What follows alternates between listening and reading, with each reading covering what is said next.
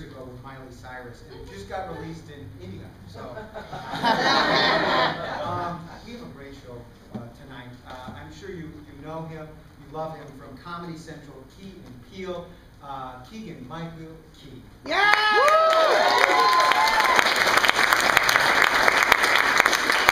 I'm getting married in 5 weeks, and I just want to say I'm terrified. I'm terrified. I heard a groan in there, you know? I don't understand it. First of all, this is my first marriage. I'm 48, and I'm marrying someone who's 34 years old. And yeah, you can applaud for that. I feel so much shame, I can't tell you. No! All my guy friends that are married that have kids, I'll say, you know, I'm getting married in 4 weeks. Well, it's not too late, you can still back out. What the hell is that? You know, honestly. So tonight, I just wanted to share you a list of some things that I'm going to miss from being single. Okay? I'm going to miss substituting a roll of toilet paper with a roll of paper towels. I'm going to miss eating Del Monte peaches out of a can and feeling like I'm on a camp out. I'm going to miss masturbating myself to sleep at times. I will miss the security of knowing that I have $7 in my couch. I will miss taking a dump with the door open. I will miss smelling cottage cheese before I eat it. I will miss sleeping on just the mattress pad. I will miss wearing the same clothes 4 days in a row until someone says, haven't you been wearing those clothes 4 days in a row? And I will miss peeing in the bathroom sink. And when I said this, putting this list together, I said to Lauren, who was soon to be my wife, she said, when I said, you know, peeing in the bathroom sink, she said, how do you do that? Isn't the sink higher than your wiener? And I said, you know, honey, your wiener bends. It's going to be a great marriage, isn't it? Okay. He got his start right here in Detroit, the Second City. He's one of the co-founders of Planet Ant Theater. He's a member of the Los Angeles-based Detroit improv group, the 313. He spent 6 years on Man TV, and in September, he will be starting his second season of Key and Peele on Comedy Central. Please help me welcome Keegan Michael Key.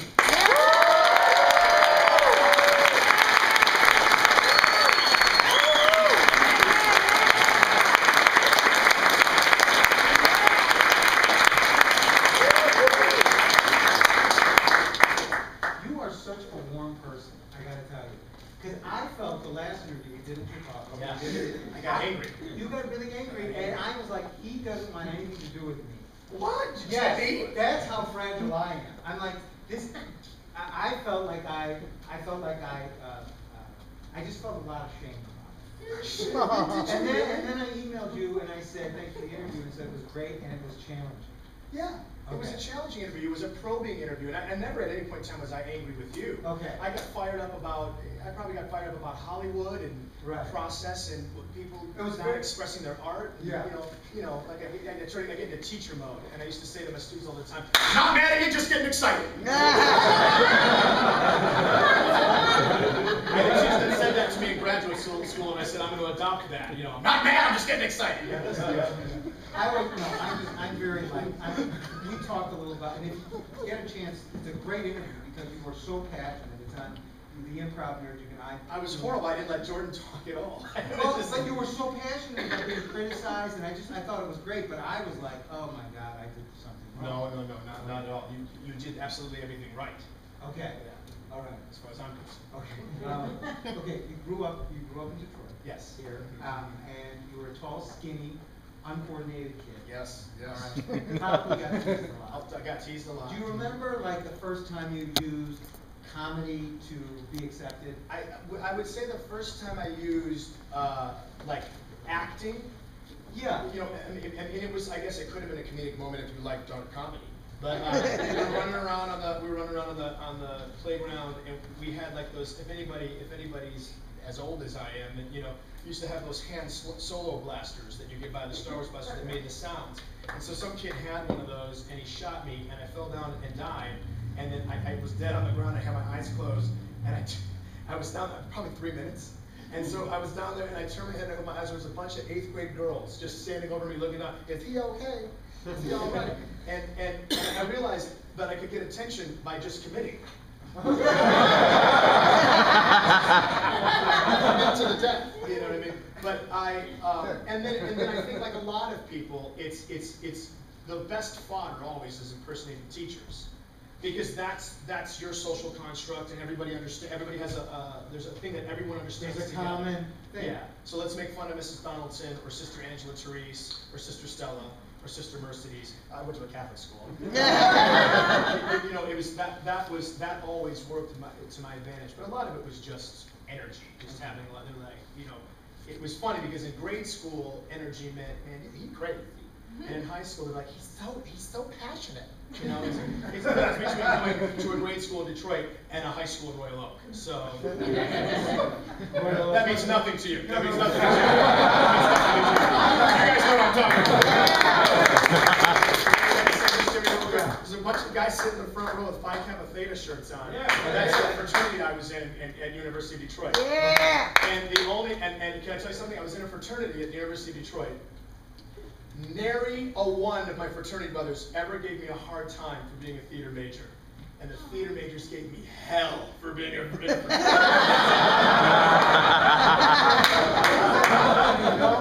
Our fraternity is known for two big things. Ed McMahon was a member of our fraternity. And the only person who was the leader of the free world and banged Marilyn Monroe was also in our fraternity. There's still people going, Robert? JFK and Ed McMahon, and where do we stop? Brown University, right, gentlemen? Brown and Lehigh, right? Okay. Don't fuck with me, I still remember my test I had to take. Your parents, one's a social worker and one's a psychologist. Yeah, they were both social workers, and they both did therapy, yeah. They both did therapy. So what was that like growing up? Well, the arguments, every argument in our house is very structured. This is an actual conversation I would have with my mother. Well, here's what's happening at this moment in time. I'm furious with you, and so maybe I'm projecting some childish behavior right now. I'm just gonna walk away for a minute. Just let me walk away. Let me collect my thoughts, so I won't sublimate. I don't want to sublimate. I do that because I do need to do that. I am furious with you right now. So my brother was different. He just kind of cut to the chase. I don't fucking care, Mom.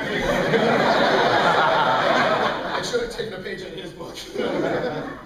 So lots of terminology. So what happens when you go from that house to the playground or school using that terminology? Yeah, was not accessible on the playground.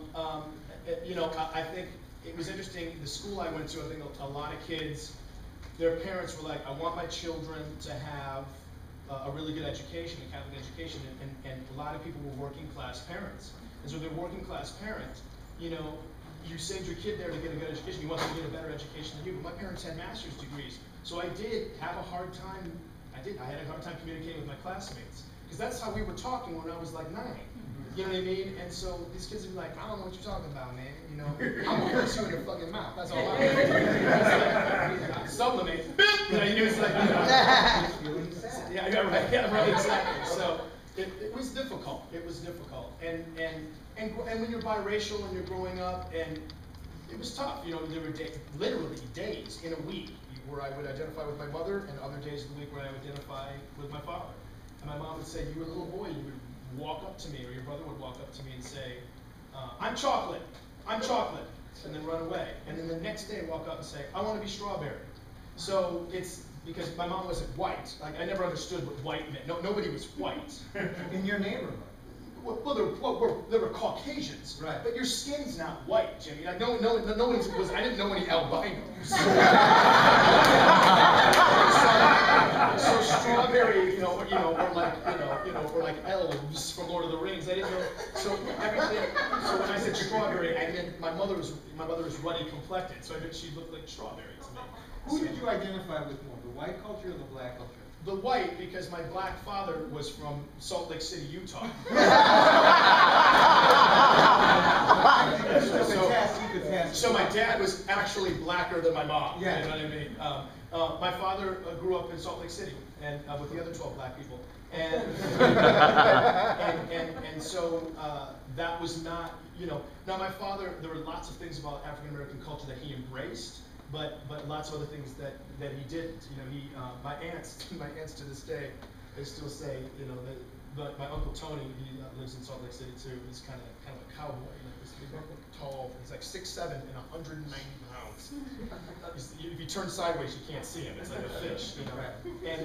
And he and my dad, I don't know what it was. They'd say, well, they always dated white women. Well, who else was there to date? It was so exciting. My grandparents left Memphis, Tennessee when he was 10, and they moved to Salt Lake. And my grandfather said, you know what I think is a good idea? Let's move to a dry state where there are no black people, and I'll work for my black father in a speakeasy. So that's what my grandfather did. My grandmother worked in a speakeasy. And did I read something that your dad did really like black culture? Is that a fair? Yeah, I mean, I think it's he loved Detroit because he did love Motown. He loved Motown music, and whenever we went back to Salt Lake, my mom would take us to the movies on the day that my grandmother made chitlins, because my dad had to have chitlins. And if there are black people here, you understand it does not smell good in the kitchen when you're making chitlins. Right. Because chitlins, white people, is pretty much pig intestine in which you have to clean the shit out of it. That's what it is. You clean all the feces out of the pig intestine, boil them down, and then you cook them. And my dad loved those. So that is definitely a black culture thing. But I couldn't tell you with the psychological underpinnings of why that wasn't his deal. But for the most part, I'd say yeah. You know, when I was researching, and you're also adopted, and I'm thinking, how did you find your place as a kid? Because are you black, are you white? You're dealing with the biracial thing. You're not you're adopted, so you're dealing with that. How did you find yourself in those years? You know, my mother is a very extraordinary woman. And you know I mean it because she's not here. She just kept on tirelessly finding, what is he like? What is he like? What makes him comfortable? Do you want to do calligraphy? No, that's not working. Do you want to do soccer? I guess that's not working. Whatever it was. And then it wasn't until high school, when my parents got divorced, our family therapist, said, this young man seems to want to get stuff out of him, and perhaps he's a performer. I'm a very gregarious person. I'm an extrovert. I get my energy from other people. What is happening right now, if I could live my life like this all of the time, if I could never be alone, I'd be perfectly happy. He knew what high school I was going to, and he said, the drama teacher at the high school Keegan is going to is a very good friend of mine. And my mother kept on her and called her and said, whatever you do, if you see my son in the hallway, just tap him on the shoulder and say, you're going to try out for the play, or you're going to come and help us with the lights or whatever. And that's, so it wasn't, I'm trying so hard not to bring it down. Okay. I was a pretty miserable kid until about 14. Is that true? Oh, fucking horrible life until I was 14 years old. Yeah. Which makes you a good comic! Yeah. Everything's horrible until you're 14. I think you tap into your pain more on stage, don't you? Yeah, and a lot of that is because, as I was like Richard Pryor is my hero, because he was not a stand-up comedian. He was an ad hoc actor who happened to stand on stage by himself. He was brilliant, and because he just opened up and said, here it is. And I watched so much of his stuff, and I went, I can do that. I got that inside me. I can do that, you know. And so that I try to use that as much as I can. And with that said, it's always a challenge. At the same time, it's always a challenge for me to play low status characters, because I don't want to relinquish control, but I want to relinquish control, because that's the art. Is how do you play opposite type? When you find out what your type is deep down in your animus, for you Jungians out there, then you have to figure out, am I brave enough to play against that type? Play against what my actual nature is. And so that did not answer your question. Do you remember what the question was? I don't, Jimmy.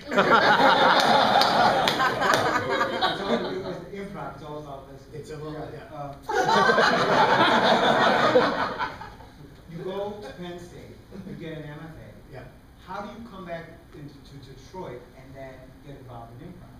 I came home to make a film, an independent film called Get the Hell Out of Hamtown. Yeah. Which is about Hamtramck. And a few of the guys. Hamtramck is a town. Hamtramck is an enclave here in Detroit. It's its own community, it has its own police department, fire department, mayor, it's its own city, but it's surrounded by four sides by Detroit. And we used to call it Pole Town when we were kids, because when I was a kid, most of the people that lived there were either Polish or of Polish descent. And very much like certain neighborhoods in Chicago. And we started to make this movie at the Planet Ant Coffee House, and we shut down the coffee house to make the movie. And a couple of people in the cast, one of them was Joshua Funk, Who later directs? who directed the Second City in Chicago. He was a stalwart at the Second City here in Detroit, and I took his place at the Second City here in Detroit. I met him and Larry Joe Campbell, Who was on, according to Jim. Yeah, who's was born in Pontiac, grew up in Cadillac, Michigan, and is my best friend. And I met them, and they said, you should audition for Second City, which I took great umbrage at, because I had a master's degree in fine arts and acting, and I was a dramatic, classically trained actor. How dare you say that? I'm not trying to be funny. I can see you, before you get into improv, being a very serious actor. Oh, yeah. You're no, taking yourself way too seriously. Fuck, yeah, I wasn't going. I was going to move to Seattle and just be poor and do Shakespeare. That was what it was going to be. And my friend asked me to come home and do the movie, so I did the movie. And you had no intention of coming no back. intention of I did it for my friend. And then as soon as I was done with the movie, I didn't know what was next. But it wasn't going to be the Planet Ant Theater, and that's exactly what it ended up being. Because when Hal Soper, who owned the Planet Ant Coffee House, he said, I don't want this to be a coffee house anymore. I want this to be a theater space. And we tore out the bar, we tore out the tables, right? There's my buddy Lynch, he knows exactly what I'm talking about. And we tore out everything, we started building risers, and every night, 3, 4 o'clock in the morning, we're nailing nails into the platforms. And one morning I said to Hal, I said, I'm so sorry we didn't stop until 4 o'clock in the morning. And he looked at me and he said, I sleep like a baby. It's like music to my ears to feel this being built beneath me. And because he lives upstairs, his home is up above the theater. And we turned it into a theater, and then after that started happening, I was working around town and doing workshops at the Millennium Theater in Southfield. I was teaching, and then I got a call to go and audition for the Second City. And that was '97. And you told me something backstage, which I never knew. In like 4 years' time, we did like 12 shows. 12 or 13 shows. 12 original reviews, Second City style reviews. I would say we probably did 10 or 11 original reviews, and then we did like a best of show for our 5th year. We did another kind of, that was the thing that we did here at the Second City. They didn't trust us in Chicago. So every show was usually about 80% archive material and 20% original material. So they would grab scenes from Chicago and like, no, you have to do these Chicago scenes, because you guys aren't ready yet. You're not ready yet. You know, and meanwhile, we had a stockade of scenes that we were raring to go with. And for people that don't know the process, I mean, to do that many shows in a short period of time. It's crazy. It's crazy. I mean, the Second City in Chicago, you do like 1 show a year, or 1.5 shows a year. And they bitch, like that's a. Oh yeah. Oh, they go. Come on, we're not ready to be done with this show yet, guys. And eventually the producers have to wrest the show away from them. And here we did a show every 3 months. Every 3 months, because as you guys know, not a huge tourist base in Detroit. So we were getting repeat customers, so we had to have a new show every 3 months. And so it was a really good training ground. Yeah. And then you come to, how do you end up in Chicago? On my 30th birthday, which I had at the Seven Brothers Bar in Hamtramck, Michigan. Which I come to every time it's a requisite. Josh Funk came through the front door at my 30th birthday party after most of the people had left, and he said, they want you to come to Chicago. Will you come to Chicago and be on the ETC? And the ETC, there's 2 stages in Chicago. There's the main stage and there's the ETC. So they wanted me to come to the ETC stage. And I said, yeah. And And they said, well, would you tour first? And I said, no, I'm 30, I'm not touring. You know, if I was 25, I'd be more than happy to go out and tour. I've got this beautiful bride, I like spending time with her, I don't want to be in Montana half the year. You know what I mean? So I waited a couple months, and then they said, David, this guy David, remember David Pompey? Yeah. He was moving to the main stage, and they said, we want you to take David's place. So I came to take his place at the UTC. You know, it's interesting. Did you always have this kind of confidence at 30? Oh, hell no. Okay. And I'm going to ask you something, and if this is too personal, you do not have to answer it. I'll answer it anyway. I'm Okay, in Detroit, great. this is my home. Okay. Thanks for having me here. Because you're born again Christian, right? Mm-hmm. Do you think how much of your faith helps with your confidence? A lot, because I'm a firm believer. There's many manifestations of God in the Christian tradition, and one of those manifestations is a term that we use for God. It's called Jehovah Jireh, and Jehovah Jireh in Hebrew means the one who looks ahead and provides for me. And I'm a firm believer in that particular incarnation of God, of Yahweh, which means that I can do what feeds me because He's going to take care of me. So if there's something I don't want to do, I should have faith enough to say no to that thing, because whatever is going to happen, the path that needs to open itself will open itself. And so that's one incarnation of Yahweh, is that incarnation that really resonates with me. And so in that regard, there's a lot of confidence in that He has me in His hand. So why not do, if I do what fulfills me, my belief is that it will also fulfill others. So as opposed to doing every single job that comes down the pipe. Because we had a conversation years ago, and you did turn stuff down, didn't you?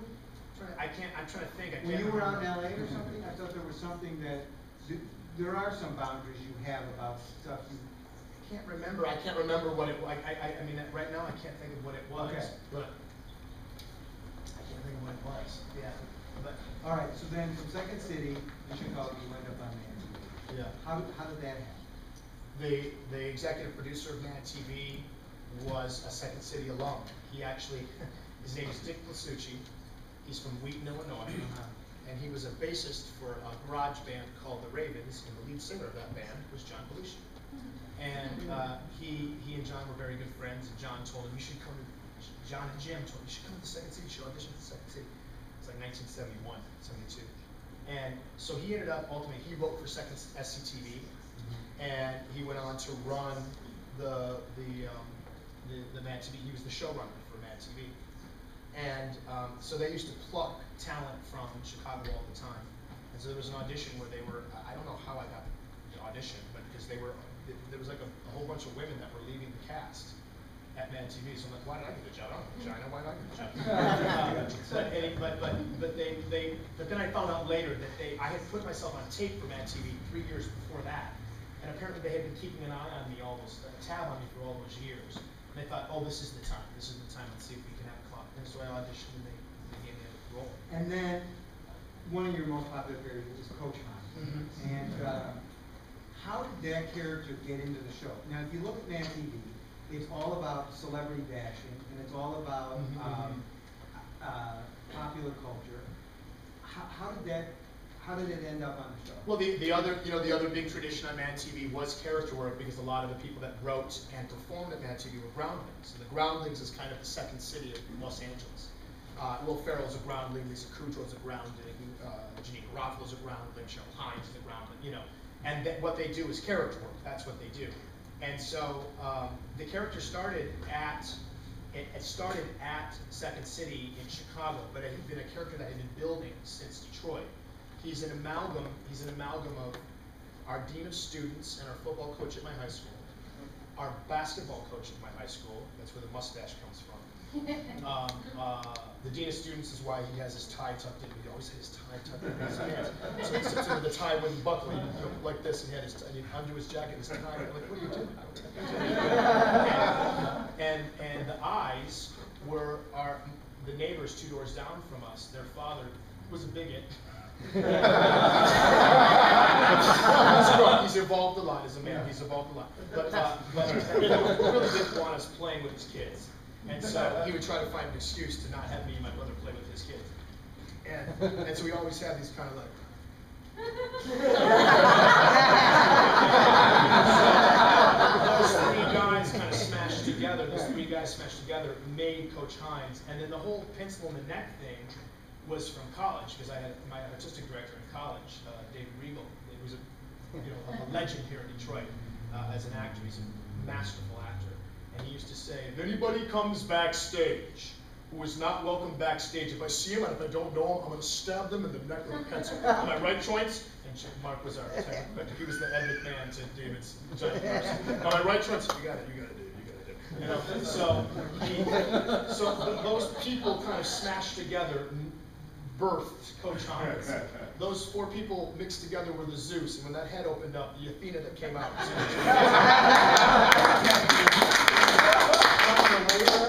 That you actually started to get a little Chicago accent. Oh yeah, he turned very Matt Foley. Yeah. You got super Matt Foley. Yeah. There's also a little addition there, a little.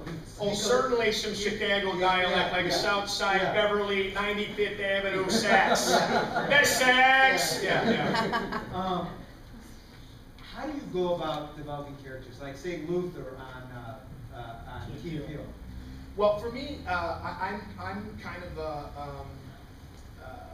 I'm a hybrid guy. I'm not like an Olivier guy. Olivier was always outside in, and I'm sometimes outside, sometimes inside. So for me, trying to find a gate is an interesting thing to me. So, and the way that I would usually do that, there was a great exercise we used to call the ball exercise in graduate school that I loved, where we would pretend that there was a ball on the wall, and you'd kind of be in a neutral spine.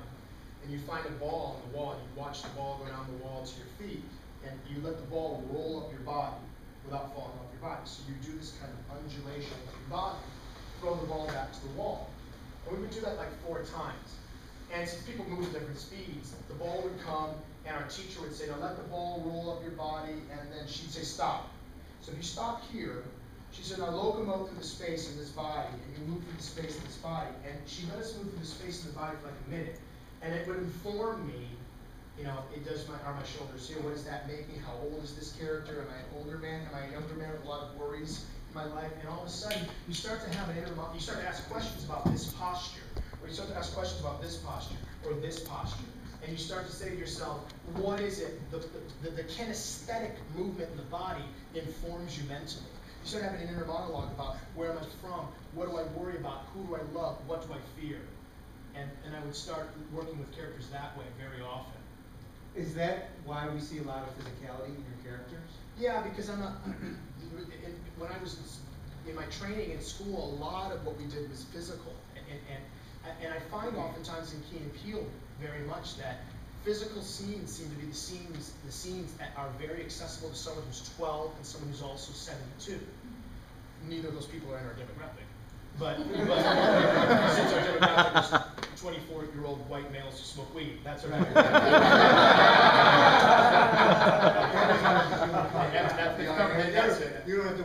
Every commercial on our show is for video games. You know what I mean? But the work to me still informs, the physical work informs the internal work. Jordan's the other way around. He's very cerebral. And he loves to watch behavior, subtle behavior. That's his thing, is watching how subtle behavior informs. So he goes out, he'll discover a physical life on the day that we're shooting. The moment we're shooting is when he discovers physical life. And I've usually been thinking about or exploring physical life maybe a day prior. Well, that's why I've always loved your work, is because in Chicago, you got a Jeff Award, which is like our Tony in Chicago. Right. You can bring it. It's a wonderful award. But you always came from an acting background, and when you approached, you weren't just an improviser there coming up with witty stuff. And when we were talking backstage, you said that's kind of unique to Detroit. Yeah, I think it's separate. Yeah, I believe that separates Detroit improvisers for the most part from Chicago improvisers. Not all the time. There are Chicago improvisers that I can cite right now who were actors and then improvisers. But the first wave of improvisers in Detroit were actors. because they were the ones that were drawn to improvisation in Second City. So a lot of us graduated from University of Detroit or Wayne State or Macomb Community College. When I think of the people who were on the stage, they were actors, and there is a different quality to the improvisation. There is a verve and a bit of a ferocity and a kinetic sensibility about the way we do the work. And very often in Chicago, I think there's an amazing like mental adroitness, because your only training is listening, whereas that acting training combined with the listening is a new animal, and that animal was sired here in Detroit. Is it fair to say, because I've worked with actors as a teacher, and I've always loved working with them, because they don't care, their mind isn't wired for the laugh. The improviser is listening for the laugh. Yeah. The actor's like, I'm gonna fucking play this moment. Do you find that true? Yes, I do. Very often when I'm improvising, it'll flip, but more often than not, it's playing the moment and being surprised by a laugh, as opposed to riding. Now, from my acting training, I know to ride a laugh and when to start speaking again, which is very handy with table reads. Explain to people who don't know riding the laugh. What you're taught to do in acting school is that when the laugh crescendos, it's just like a play. You have an inciting action, and then there's a climax, and there's a denouement. So you come up to the climax of the laugh, and right in the middle of the denouement is when you start your line. So as they're coming down off the laughter, you come in with your line, because they're engaging and engaging, and you can start as they're disengaging. You don't have to start after they've completely disengaged. You can, and sometimes in the moment, it's the right time to do that. You know who was good at that? Michael J. Fox. Alex P. Keaton. From Family Ties. He would wait for an audience, a sitcom audience. He would wait for them to completely disengage, and then the line, and then they'd erupt again. You know what I mean? Or Michael Gross and Meredith Baxter Burney, actors, formerly trained actors, and you write it, and now denouement, and I come in, then disengage. So that's fluid sensibility. You can see it in their work, and even though he was an actor, you could see him just ride. The bigger the laugh, the more you can allow them to disengage, because they'll be more apt to come to you later. If the laugh's a titter, or the laugh is, if you've got guffaws and they're good, let it come in the middle of the denouement. So, and usually at the beginning of a set, if you get a big laugh, you're not always ready for it, and that's when you forget the rule. So it goes, "Rah!" Oh shit, I got a laugh. Why? You know what I mean? Yeah, the line comes in there. The other thing that I think is interesting in your work that I really appreciate, and as a teacher, I'm seeing now more than ever, improvising students are afraid to be angry. And if you look at Luther, you look at Coach Hines, you look at, if you just look at your first season of Key and Peele, you run through all sorts of emotions. Mm-hmm. Where is anger, where's its place in improvisation? Its place in improvisation, it should appear or should be generated based on the moment. That's always my feeling. So anger is a viable choice if it makes sense in the moment. There are moments, I think, and you don't want to be academic while you're performing, but there are moments where you don't want to, if a wife is asking a simple question, you don't want to just scream and start throwing things. It's like, well, if it's just your wife, let's see if this is a nice, slower two-person scene, or maybe it's a domestic scene.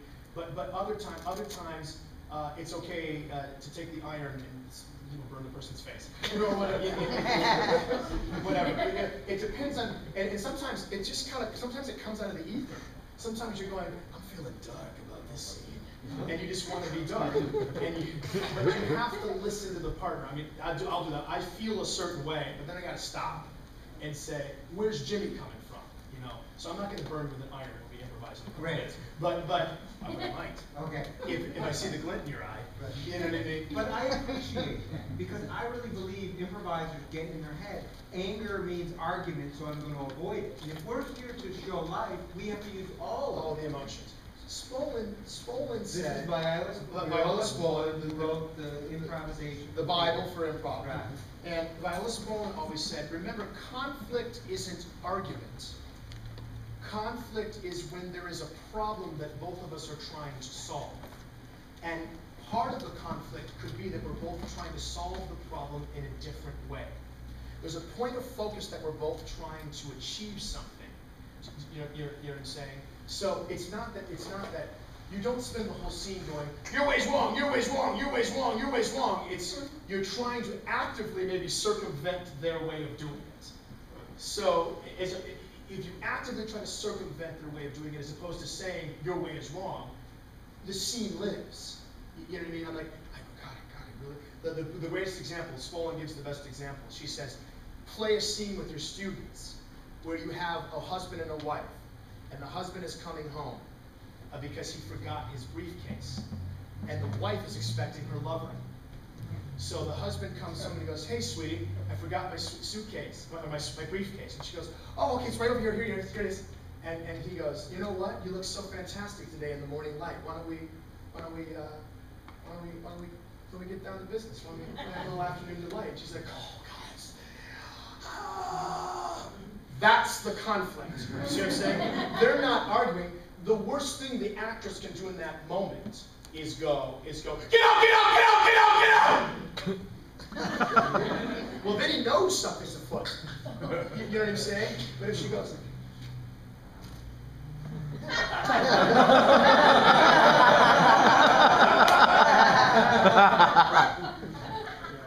but I, you know, so that, you know what I mean? And it's like, oh, I was not aware that was happening right now.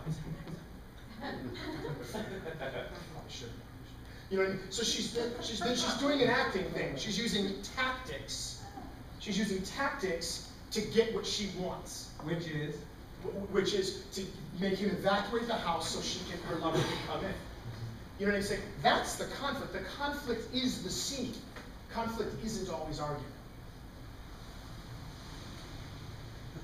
I think we're going to improvise. Do we want to take a suggestion? Yeah, and go from there. Do we have enough room here, or do we want to need to clear the space? We'll just move these back a touch. Yeah.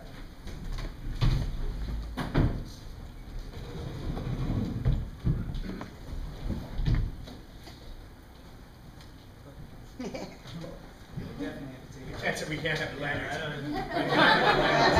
right, so we give you a suggestion to start. Plateau. Okay?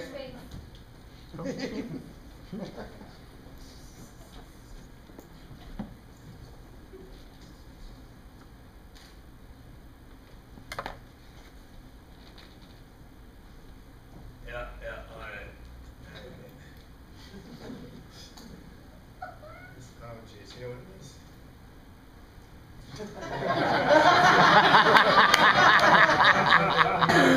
Take that thing off. I was like, how was it daytime? I didn't want to say time. it. I didn't want to say it. Because, you know, when you say something, you know, sometimes you can get really angry at it. That's true. That's true. Yeah. You have to let me discover it myself. Yes, yeah. Okay, Tom? Yeah. All right. You're just going to let me discover things myself. I know, that's what I was letting you do. Yeah. Tom, what I want to do now is I want to rappel off this butte. It requires that I need something like a carabiner, and I don't know what that is. So I was thinking I might just throw this rope around this not so sturdy twig, and then just let myself down the side of the butte. You don't want me to say anything. Let me discover this.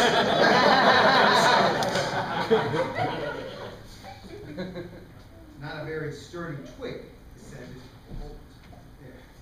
It's not coming up. It's like, well, it feels like strong roots to me. Okay. I'm just gonna, Is that just a single notch? it's called a clover hitch. I mean, is that the best kind of knot you want to do in this? I'm letting you, it's all up to you. The one knot that I know really well is the clover. Okay. I'm confident about the clover hitch.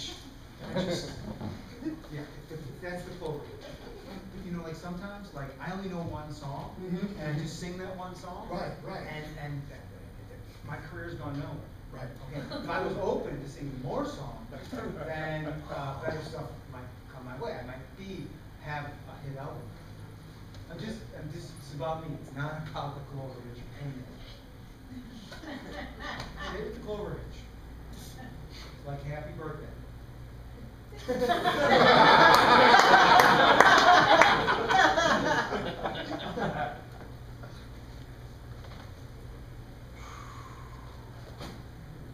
So you're suggesting right now that perhaps there might be a better knot to use? Are you suggesting that in a veiled way, talking about being able to only sing one song?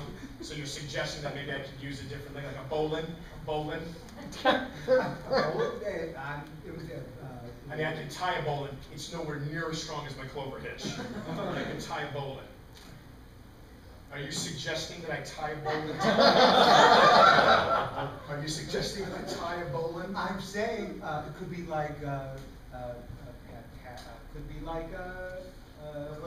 White Christmas. It could be like White Christmas. So that's all I'm saying. It could be Happy Birthday and White Christmas. You could have a choice. Bowling and Clover hitch. You could have both, yeah. Or you could have just White Christmas if it's Christmas.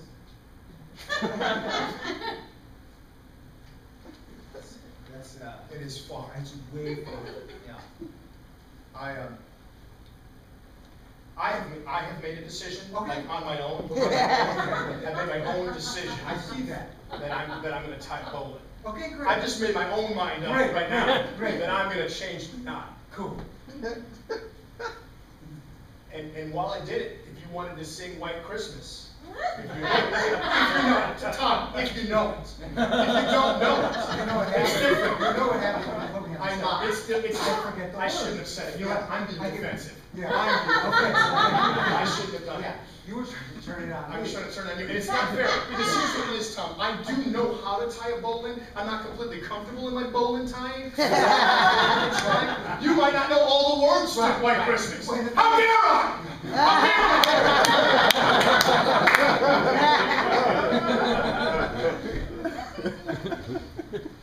Now I totally spaced out. I don't even know the first two lyrics of White Christmas. I mean, that anger was just. Oh, it's wait, hold. It's is it this easy? I'm dreaming of White Christmas. It's right there in the title. Yeah, it's right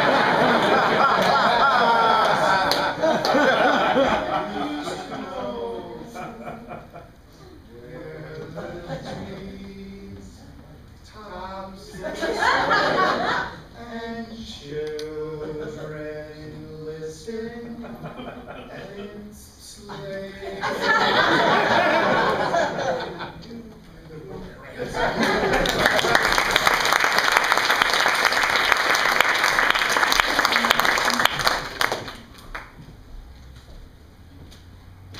So, it's your first? It's your first? Yeah, it's my first. Oh, jeez. I just decided to go 1950s on this. I am not going in there. I don't even smoke, but I'm thinking of starting to smoke right now.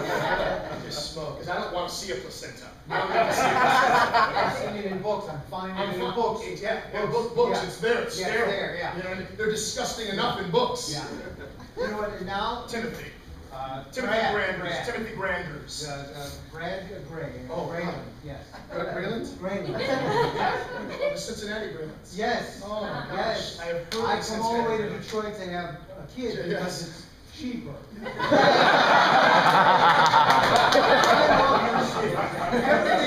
I love it. Everything is so cheaper. Everywhere has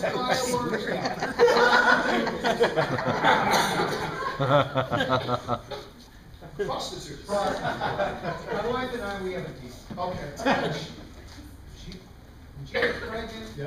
okay, I can go out and have sex with a prostitute. Okay, so she doesn't want you. I don't want to. That's to. disgusting. Okay. Yeah. I don't want to be, Yeah, having okay. sex. I You know what I'm saying? Oh, yeah, it's a. Did you have sex? How And would you?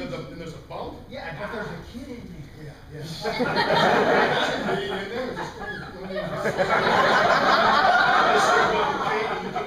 You could do damage. Yeah. Psychological damage. Psychological A lot of damage. these kids that they say are crack babies, they're not crack babies. It's from having sex with friends. Yes. Yes, it is, Brad Freeland. Yes, it is from Cincinnati. Yes. And what if it's, you know, you have a son, and you're having sex with your wife, and it's a son, and you know what I'm saying? Yes. If you were gifted, Yeah. You can touch your son. Yes. and he grows up with latent homoerotic Yes. tendencies that Yeah. have not been there, had Right. you not had And sex. then you're starting to think maybe you're gay too. Yeah. Holy shit! Now I need to smoke.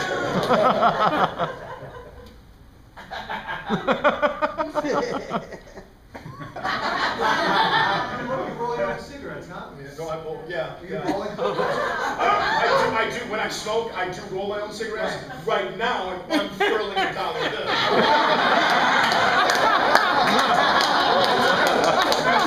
Well, look at that. There's a bag of drum tobacco right there. I'm taking it back. Buy some papers and then roll a cigarette for you. Because I looked over there and I didn't know it was a. Yeah, it was actual currency, U.S. currency. It's Okay. US currency. I don't know why I'm doing it now. I'm just nervous because this is a crisp bill. Fraternity, we would roll our cigarettes with dollar bills. Yeah. With dollar bills. Oh yeah, with dollar bills. Yeah. Would you smoke the dollar bills? Yeah, of course. What, did you go to college with Romney? How did that work? Smoke dollar bills. Yeah. A couple years ahead of He you. was. So did you help him pin that guy down and cut his hair off? Yeah, damn Fuck right. yeah, you got it.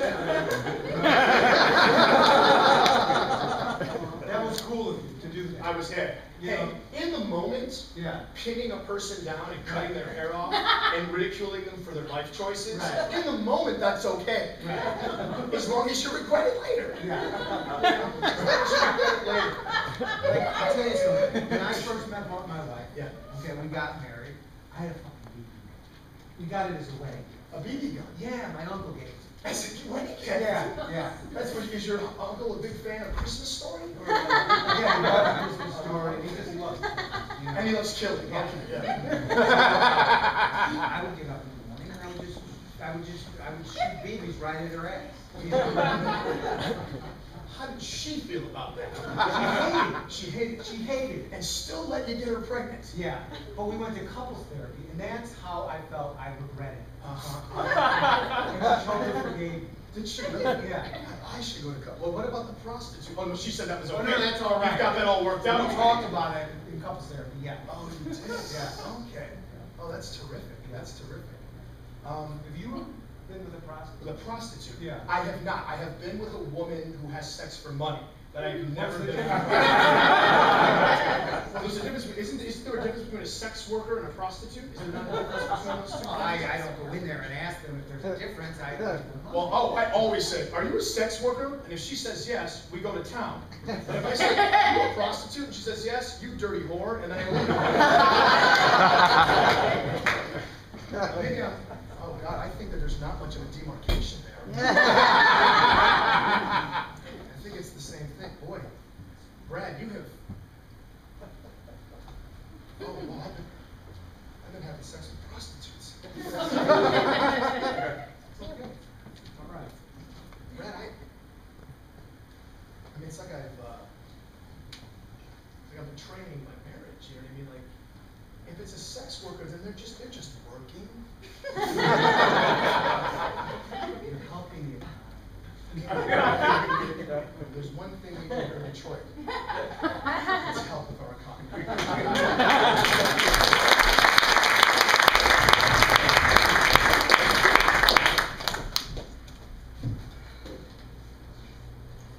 I tell you what, man. Last week my nephew had come by, right? Yeah. Said my mama had sent me over here to you, Uncle Jasper. You gonna tell me about the facts of life? So I said, I'm gonna tell him right now. I said, wait till you meet my white friend, Gilbert. That's you. That's you, Gilbert. Yeah, that's my boy Gilbert right there. I said, I'm gonna tell you as much as I can tell you. But when you meet Gilbert, boy, he gonna blow your damn mind.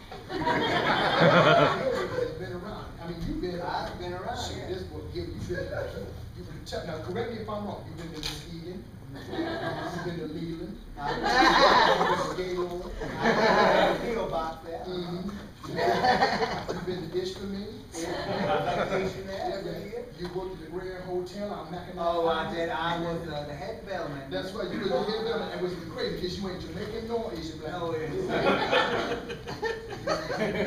lived in Taylor for a little bit. I lived in Taylor there. That's when I had that Subway franchise. That's where you lived. And that was a popular. That was a Yeah, popular. popular, it was That was popular. a popular Subway Yeah, it franchise. was. A whole lot of the teriyaki chicken. Yeah. That was a good sandwich. That was a good sandwich. You like that, man. I love that sandwich. There was that one time. Yeah, I for 2 remember months. what you're talking about. You know what I'm saying? I know what you're talking about. Remember I came in there in 2 months? You came in there, you had it, yeah. You were screwed up there. I was. You were uncoming. It was methamphetamines. Oh, It was crazy, man. It was crazy. I could have been in the Vaseline commercial. It was like 2 months in a row. Was it 2 Yeah, months? 2 months in a row. I've been there, got the same sandwich 3 times a day, every damn day for 3 months. I thought you was on the Jerry diet. I That's was what I like, why did I be on the cherry diet? I'm gonna turn into nothing. I know. I'm gonna blow away with the wind. It was crazy, man. Crazy, man. When you on that, I don't even act like, leave him alone. Let him be. Thank you so much for letting me be. Because other people are nagging. I get phone calls, Cherie calls you, and she says, hey, we done that stuff. And I say, no, you leave it alone. He gonna work it out. He gonna work it I'm out. gonna work it out. Yeah. Okay, so I stabbed 2 of your employees. No big deal. Yeah. I want to thank you, because those were the 2 worst employees, and I wanted to fire the asses years ago. Well, that's terrific. See, it worked out for everybody. That's why you cover my ass. That's right, man. The more I do methamphetamine, the more I cover your ass. Yeah. When you was going to your car that one night. Oh, yeah. Remember that? Oh, yeah. And you walked over to your car, that dude tried to carjack you, and I ate his face. You ain't holding your car that night. Yeah. You ain't holding your car that night. But I digress.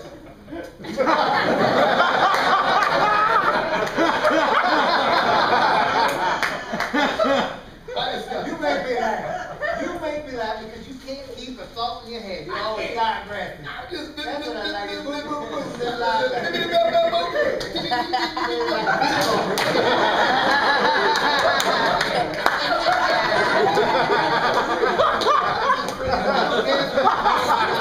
Make me laugh. And you Always make me laugh. You have always given me sage advice. When you told me that it was not a good idea for me to start a Subway franchise, I said, you know what, Gilbert, I'm not gonna do it. I'm not gonna do it because you said not to do it. You have more life experience than I do, and that's why I thank you from the bottom of my balls. Taking in my nephew. I mean, down here in my viscerals. I get it. I get it.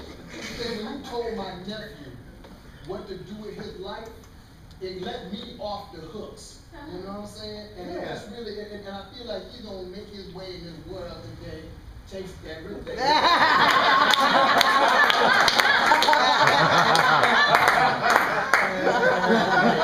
For all your worries, it sure has helped a lot. I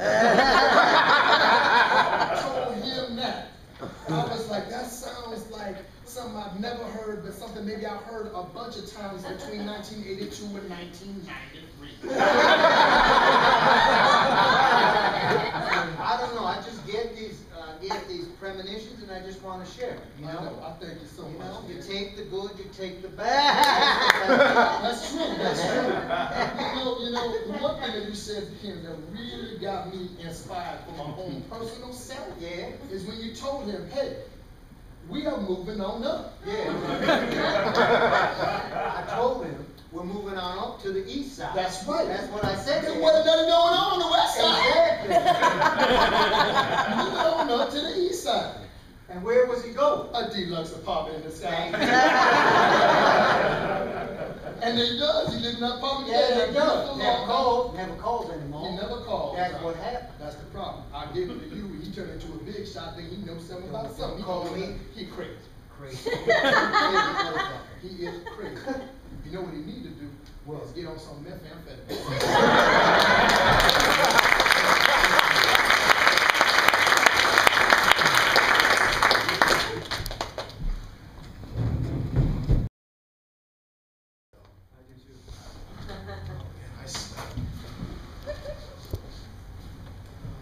It's not in this area though. No, it's not. Oh, it's real. It's pungent over here. Is it here? Ooh. Oh, that is the heaviest chair in North America. How did you get that chair up here? I had two guys, I asked two guys to do it, and they had like a wheelie. Oh, dear Yeah. God, heaven, that's like a quasar. I mean, that's the first time anyone's ever. I just think I just ripped like two sinews and a tendon. I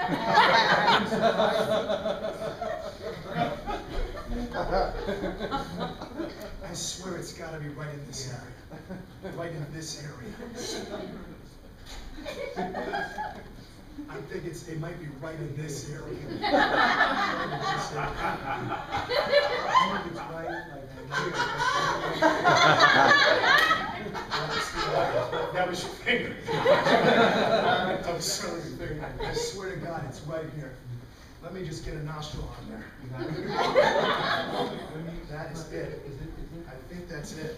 Yeah. You know what? God. We have got to stop raising chinchillas.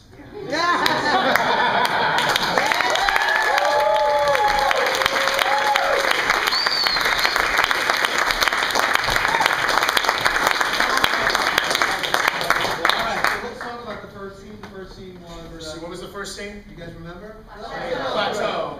Plateau. And then what did we play? The bowling. Yes. And the Christmas songs. Okay. Happy standards. Okay. Standards. You know what? How do you think it went?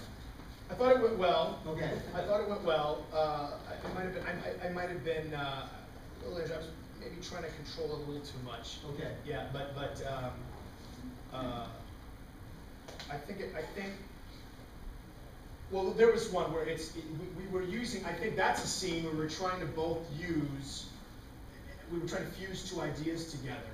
And once again, like after just talking about not arguing, it was good. You know, it was just like it's bumping up against a thing and trying to figure out how to figure out the thing. Like my thing was I didn't want to take the obvious thing of just agreeing, and maybe that was my thing. Like I go, okay, well I'm not going to just based on what we just talked about before. I didn't want to say, well, okay, we'll just do that. Not. I wanted to like give you.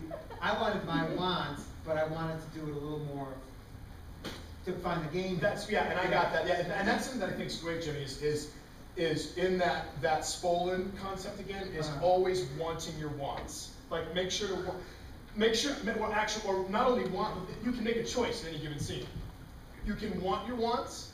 You can want your wants passionately, or you can need your wants. Explain the three differences. So like want your wants, like you were saying, you were like, oh, you were peppering in. And saying, okay, well, I'm just gonna gently use a metaphor to suggest the not. Right. Where I think sometimes you can get in trouble if you go to the third one. If you need your wants so badly, then what happens is, then it can turn into argument. Right. Where it's like, you can't use a clover hitch. Right. But if you say, I can't use a clover hitch, where do I go from there? Then I just start yelling at you and saying, I'm using the clover hitch, and I just go off the side of the butte. And I have to make a choice going off the side of the butte. Was there any way we could have done that scene and gotten a little more mileage to it? Anything comes to your mind? Immediately, it's weird. It's interesting with me because very often I will improvise and forget the scene. Very often, I'll forget what I did. And I've always wanted to be more like Scott Adsit. Oh, wonderful. Scott Adsit, one of the best improvisers ever. And he always used to pour over every moment. Right. And it's very often a part of me is not present in the moment. I'm sorry, all of me is present in the moment. So much that you can't even remember. I It's can't almost like remember. you're a blackout drunk. Yes, like I'm a blackout drunk without the aid of any alcohol. And then later on people will say, oh, that bit was funny. Or I'll remember something funny somebody else said. You know what I mean? It will happen to me very often. So sometimes it is difficult for me to remember the beats in the scene. because I'm trying so hard to just, what's the next thing that can help move the scene along? And if my mind is clouded with that, I'm either in the moment or thinking what's the next thing that can help move the scene along. Okay, let's go to the second scene, which was the two dads, the father's expecting the father. Oh, yeah. Okay. Now, I like that, but I was going in and out of that. The thing I love watching you is that you will make an emotional choice really quickly. Yes, yeah. And I think that really is a gift. And I wish I could do it, but I wish more improvisers would bring that emotional life to it. You have a point of view about stuff, and if you're really listening, it's very easy to improvise along. Yeah, I think that was one of the first things I learned. There's improvising teachers who are actors, so they teach you as an actor. And for me, it was always about, well, what is, let's start together. The ideal is together, let's create some given circumstances. And then I will pick a point of view about how I feel about the given circumstances. So that is something that I try to do off the top of a scene very often. But you'll do it also, like in this scene. Yeah. You will have a point of view, an emotional point of view of other things that have gone on inside the context of that scene. Right. So how do you feel about that scene? That was good. I thought it lost a little bit of steam at the end. Yeah. I got, you know what, over here, I got obsessed a little bit with not having rolling papers. And for some reason, I did not endow my character with more money, so I couldn't put more money into the machine to get rolling papers, and I don't know why I stopped. I was like, just have more money. Why can't you? It's make-believe. Have more money. You've got $4,000 in your pocket. Just put it in there and get the rolling papers. Well, was that a vending machine? It was a vending machine. Vending machines anymore? And that was the other thing, is I said, you know what? I'm just going to go with this. Okay. There are no vending machines, let alone ones that have drum tobacco. But they didn't seem to be protesting, so it was like, let's just keep going. I felt for me, inventing this, like, I don't know if the prostitute was too jokey. It seemed right at the top of the scene, and then the thing where I was talking about the BB gun, I felt like I was like, oh, I gotta. No, I hear you. Yeah. You know, I was like, I gotta stay with you. You're getting laughs, so I gotta match that. But can I tell you, those choices were titillating to me. Okay. It was just like, oh, let's go, a prostitute, let's go with that. And right. Pulling that around back at the end was fun. Well, that's a good example of where you made this emotional choice. Mm-hmm. And I don't think a lot of improvisers today would make that choice of, oh, I feel bad about it. Mm-hmm. So you bring like so many different emotions in per scene, which I think is great. Oh. What's the third? Oh, the third scene when we were the. Well, you know what happened there? Uh-huh. I just jumped off the cliff immediately. Mm-hmm. Didn't have any idea what I was doing at all. Okay. So I jumped right off the cliff. And so when we got to the game, when we found the game of the lyrics, right. that all of your sage wisdom is actually just jingles from TV shows right. from the 80s. That was, in the moment, I was like, what the hell am I going to say now is the sage advice that you give? And the first thing that came to my mind was cheers. It just popped in. But you know, it came full circle because you said at the beginning you're going to tell me about the facts of life, didn't you? If I did, I don't remember saying it. Did I say Yeah. Listening.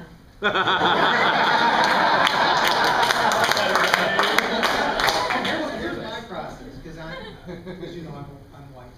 And part of it was like, you made me a white character, but I was kind of already in a black character. And you know, in Chicago, we were told, and this is like a Bernie Sahlins rule, who was one of the founders of Second City. Yeah. Don't play kids, don't play black characters. Because that was back in the day when there were no black people. Right. They will hire one. But in the meantime, we just go with biracial ones. Yeah. No, yeah. Did I endow you as white? I think you did. I think I did too. Oh, I did, yes, because you had more wisdom. How do you feel about a white guy playing a black guy? That doesn't bother me in the least. I think it's hilarious. Okay, how about a biracial guy playing a black guy? I don't like it at all. I think it was just out of gas. Oh, we were out of gas. That would have been the scene where you'd want the 3 other people in the back line to come out and help. Yeah. You know, well, and they should have too, because the second we went to the back line, they would say, "Hey, you fucking hogs, quit hogging." Well, that's what they would have said. Yeah. But no, I know, yeah. And there I was looking for a blow. I Right. was looking for a blow. Right. And the blow was mediocre at best. But because chinchillas are a messy, filthy beast. Right. And they're I fun. wish I would have initiated. Like, you're a very strong player, and, you know, you're on TV, and, you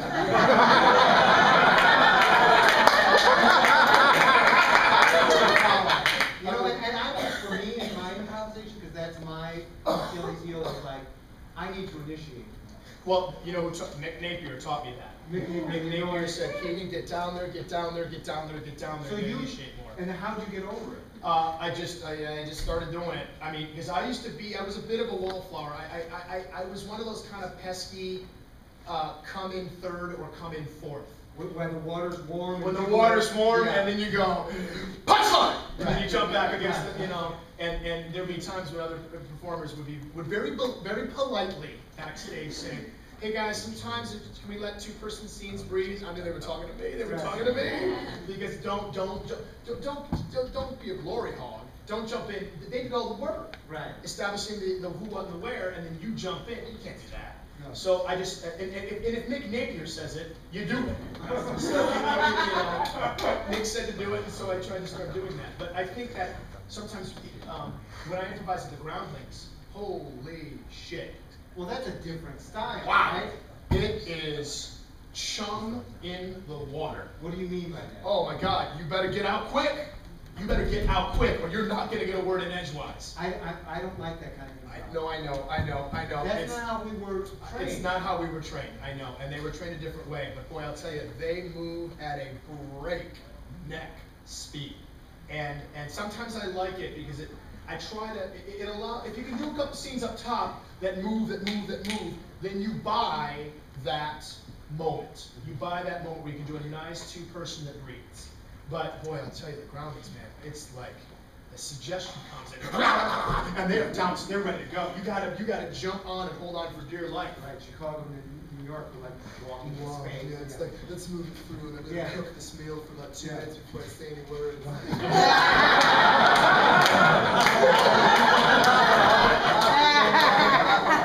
I'm making a cake. Oh, that's hot. Why would I not put a pot over Right it? on there. Here from Detroit. We turn the gas on. We got some time for some questions for Keegan. So if you could just turn the lights up so we can see. And if you got a question, just put your hand up and. We have just a couple minutes, just we so have you know. Just a couple minutes. Yeah, the next show is supposed to start in 5 minutes. Oh dear. Yeah. That's why those new people are here. Okay. Next show. Go for it. No questions. No questions? Yes. What's your dream project? You know, my dream project would be to do like a John Cassavetes or like Mike Lee kind of movie, like an improvised movie. If we could find the right way to do it, that would be the greatest thing. And it would probably, and just to be quite honest with you, it'd probably be a drama. Like I'd want it to be, I'd like to improvise in a dramatic sphere. That would be fun. That would be With a something I. focused message? What's that? With a message in mind? Yeah, that would be even better. I mean, that would be even better. Like if it was in a different time period, in a different country, and with a, you know, like something about something heavy. You know, like child soldiers or something like that. Right over here. You find voice impersonation is very challenging to use more than one character and then blend it in with another character for the same scene. A voice or impersonation is you say changing characters in the scene? Like if you're using an Asian character and then all of a sudden you become Caucasian, you sometimes confuse yourself with one to use. Oh yeah, I've done that before. I've done that where I've been in a scene where you start to do a scene where there's 4 characters, there's 2 people playing 4 characters, and then you start to do mixed up.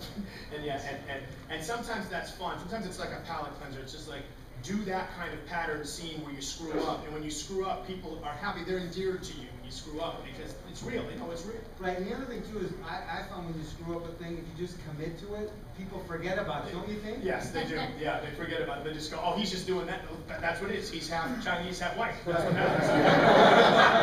Right here. I heard about you partly on like a Jimmy Fallon episode when President Obama was on there, and he Yeah. talked about your Luther President Obama sketch. I was just wondering how that's been. Have you He said he loved it. It's been great, and we got to meet him. How was that meeting? Meeting him was the greatest single moment of my life. What did he say? No, my wedding was the greatest single moment.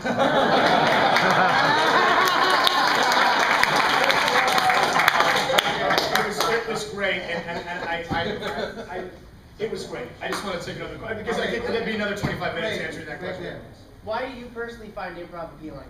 Because of instant gratification. No, really, I'll be honest. It's because it's happening in the moment, and it's something that you achieve in a long storied career. You ask anybody, you ask the greatest, you ask Laurence Olivier. Laurence Olivier did a production of Othello, and one night he came backstage and he started weeping, and tears were coming down his face, and the makeup was coming off his face.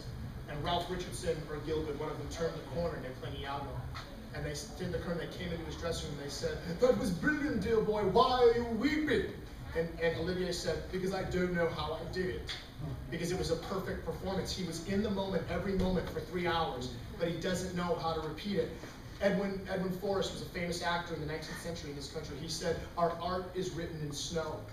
Because our art is ephemeral, it's here in a moment, it's gone. And improv is the purest form of that art. That's why we still do the Commedia dell'arte today. Great. Any more questions? One more? One more? I've got a couple real quick, okay? How much time do we have, Joe? 30 seconds. Well, the show is supposed to start in 2 minutes, so. All right. How was it coming back this time? You come back before, you met the president, you just had dinner with your mom. How was it coming back this time? It's great, but it doesn't matter. It's the same every time. It's sublime. It's paradise every time. It's my home. I think Detroiters love their homes. New Yorkers can say whatever they want. We love our home as much as anybody.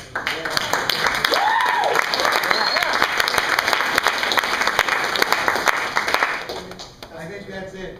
I've got to thank you so much. I gotta thank you. This was so much fun. And thank Delta Airlines for fucking up Mary Beth's flight.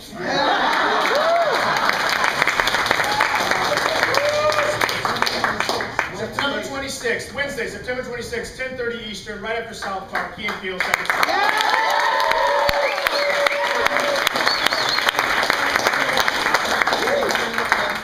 DIF for bringing me in and taking care of me. My God, you're treated like royalty here.